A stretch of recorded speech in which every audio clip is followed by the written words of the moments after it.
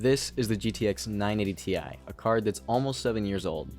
When this card came out back in 2014, it was an absolute beast, but is it still any good 7 years later? Well, to start off, this graphic card has 6GB of VRAM, which is still pretty good and totally respectable, but it could be limiting in some newer AAA games. This particular card is an EVGA Superclocked model that I was able to get for a great price of just $40 plus shipping on eBay. Starting off with some benchmarks for the card, I wanted to make sure that there was no bottlenecking whatsoever, so I placed this card in my personal rig instead of my test rig. And this required me to remove my 3090, which seemed weird to downgrade, but I think this particular EVGA variant of the 980 Ti looks great when installed into a micro ATX or smaller form factor build. Today my system is running a Ryzen 7 3700X at 4GHz and 32GB of DDR4 at 3666 MHz. I know, not DDR5 and not the latest Ryzen platform, but it should not be a bottleneck whatsoever for this 980 Ti. Since my last time benchmarking cards, I've also figured out how to benchmark the 1% lows and average FPS more accurately, so be sure to look out for those in my benchmarks.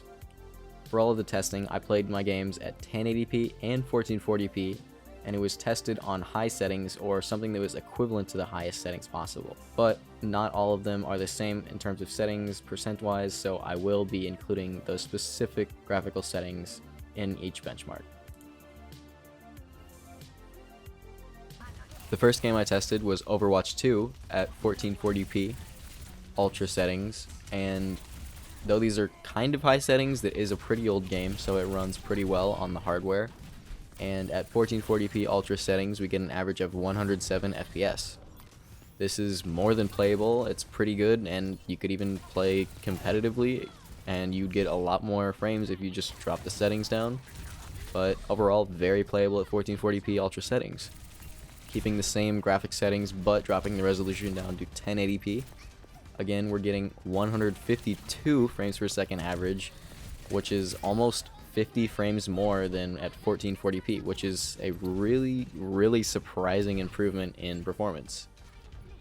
Overall, this is a great card if you just want to play Overwatch 2 at 1080p. Moving on to Rust, this was kind of a strange game to benchmark, so I turned off most of the more grueling details such as the ambient occlusion, the high grass detail, and the water detail and other shadow details. But at 1440p high-ish settings with Rust, we got 66 frames per second average, which is pretty good. And honestly, I was a little bit surprised to see getting more than 60 FPS average on 1440p high settings. But that's very playable. And if we go ahead and drop the resolution just down to 1080p, we get an average of 97 frames per second, sometimes dipping into the lower 90s, sometimes going around 100 or sometimes even above. I'm sure if you wanted to drop the settings a little bit, you could get well above 100 FPS at 1080p. Overall, I was very surprised with Rust because I do remember this being one of the harder games to run, especially for older hardware.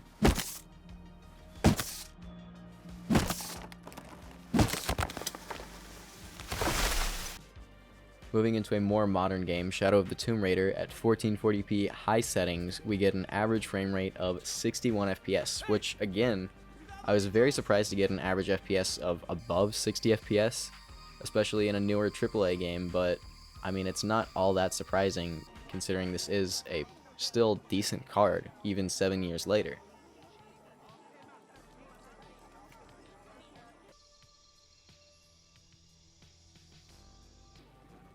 And if we decide to drop the resolution down to 1080p, keeping the high presets for everything else, we get an average frame rate of 87 FPS, sometimes going above 90, but averaging out at 87. Overall, I was very surprised to see such a high frame rate for both 1080p and 1440p with this 980 Ti.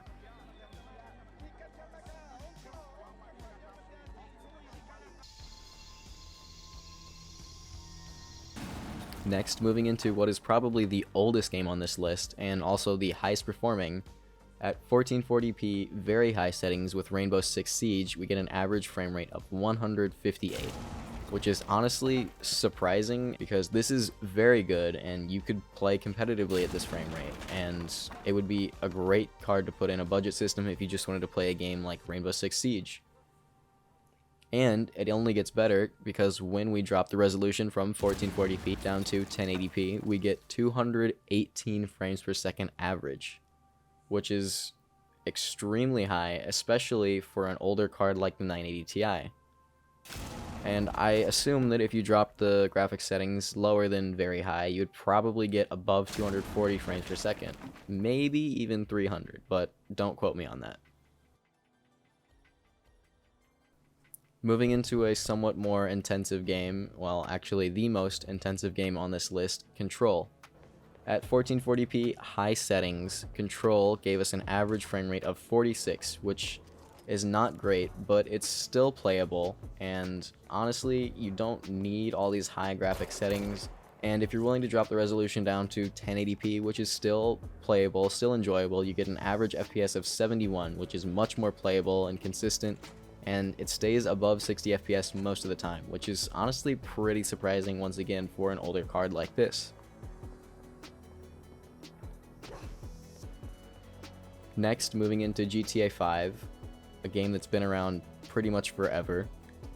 I've learned since my last time benchmarking this game that I should not enable high grass settings and other shadow or ambient occlusion settings that will tank performance, so I've included all of my detail settings in this video to show you what I've chosen for this benchmark.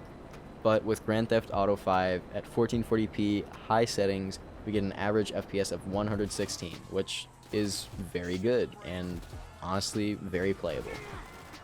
And if we drop the resolution down to 1080p, keeping the high settings, Grand Theft Auto 5 gives us an average FPS of 146, which is very, very playable, very enjoyable, and honestly, it's a great experience all around.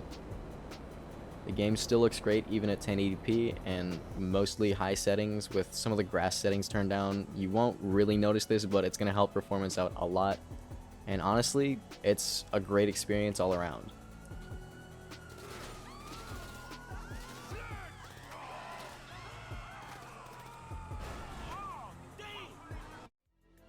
So I've included a chart to recap all of the benchmarks I did today and comparing them against 1080p and 1440p, and as we can see, we get a very massive improvement when swapping resolutions, and honestly I was very surprised that every game I tested was able to be played at 1080p high settings and play above 60 frames per second on average. This is honestly amazing for an older card like the GTX 980 Ti, and I think it would be a great card to put in a budget system or really any mid-range system. And at its current price point of around $100 or sometimes even less like in my case, it's a great card and honestly, I wouldn't pass it up. So if you enjoyed this video, let me know in the comments, maybe like the video and consider subscribing. Other than that, thanks for watching and I'll see you next time.